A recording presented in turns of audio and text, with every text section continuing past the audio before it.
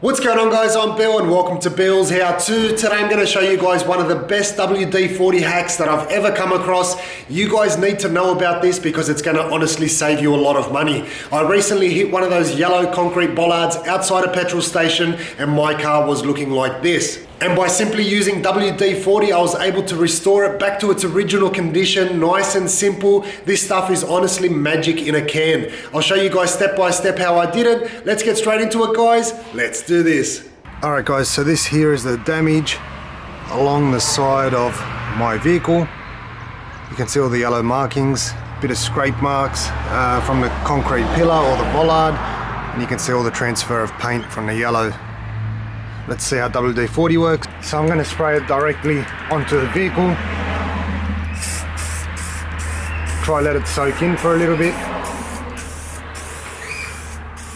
And then take a rag and try clean as much of that off as possible.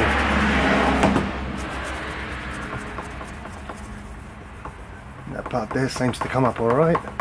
This part here seems to be coming up nicely, very nicely. Okay, so far we're looking pretty good. I'm just going to apply a little bit more, let it soak in.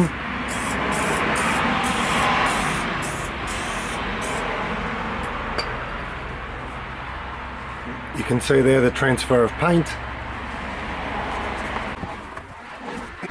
Spray a bit on the rag as well.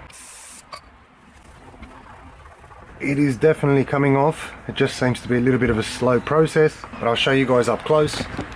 You can see this section here is now looking pretty good. I'm very happy with that, especially compared to how it used to look.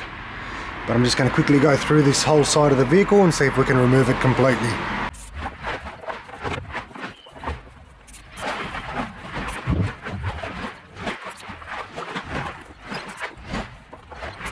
That's not too bad, guys. I'm actually very happy with that.